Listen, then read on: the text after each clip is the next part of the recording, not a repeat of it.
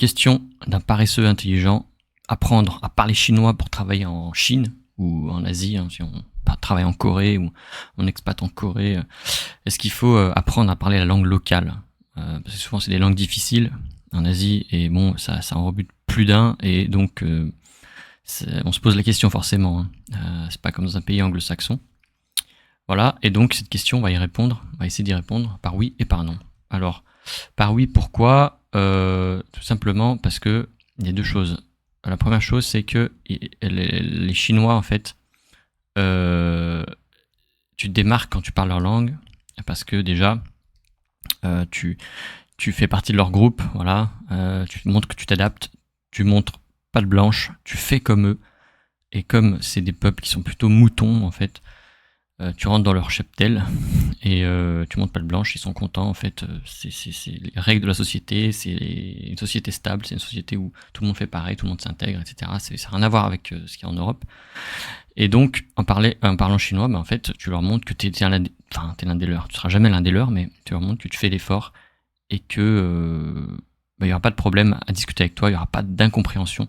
Parce que souvent, ils ont peur, comme c'est des peuples très diplomates, ils ont peur dans l'incompréhension, peur des conflits, même dans l'incompréhension, en fait, dans un dialogue classique, une conversation classique.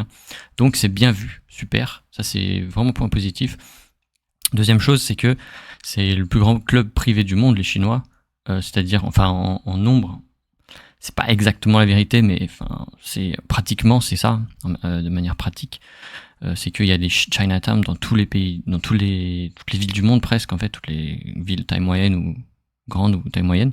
Et donc, ce fait permet d'accéder à des services beaucoup moins chers. Pourquoi? Parce qu'en fait, la diaspora, elle est grande et tu peux entrer plus facilement en contact avec la communauté locale, enfin chinoise, les expats en fait, et les immigrés, et tu bénéficies de leur réseau n'importe où dans le monde. Voilà. Quand t'es pote avec des Chinois à Paris, ou en fait, t'as les astuces, t'as les services beaucoup moins chers, t'as tous les trucs. En fait, c'est des peuples très commerçants, un peu comme les Maghrébins, du coup. Mais en fait, voilà, tu te rapproches de bonnes affaires, c'est excellent.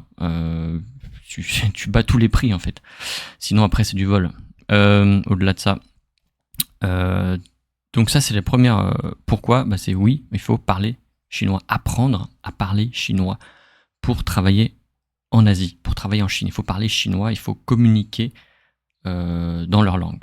Dans leur langue à la fois donc la langue chinoise, le mandarin, et aussi leur langue culturelle. Et c'est ce qu'on va voir en fait dans la deuxième partie. Pourquoi parler chinois ça sert à rien?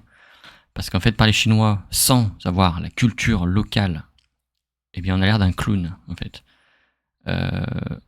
En fait parler chinois c'est bien, mais si on connaît pas les règles de business, si on connaît pas les règles de bienséance, si on connaît pas les règles de comment les gens fonctionnent en fait en local, ça sert à rien de maîtriser un mandarin, parce que le gars il va être impressionné par ton mandarin, mais il va tout de suite te prendre pour un clown parce qu'il va voir que tu comprends pas son monde en fait.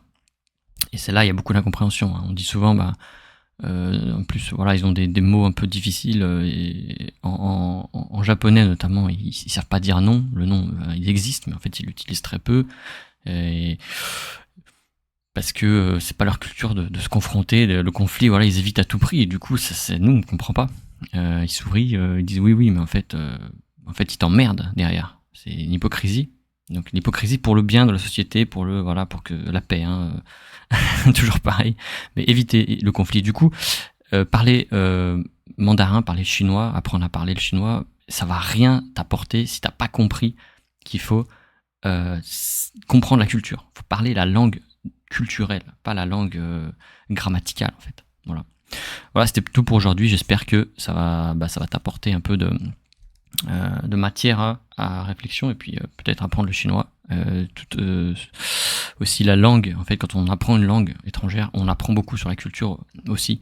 Ça aide, si on est un petit peu intelligent, à comprendre comment les gens utilisent la langue, les structures grammaticales, quels mots vont-ils utiliser pour telle ou telle chose. Et on va comprendre davantage. Voilà. Donc voilà, bien être conscient de tout ça. Et allez, à la prochaine.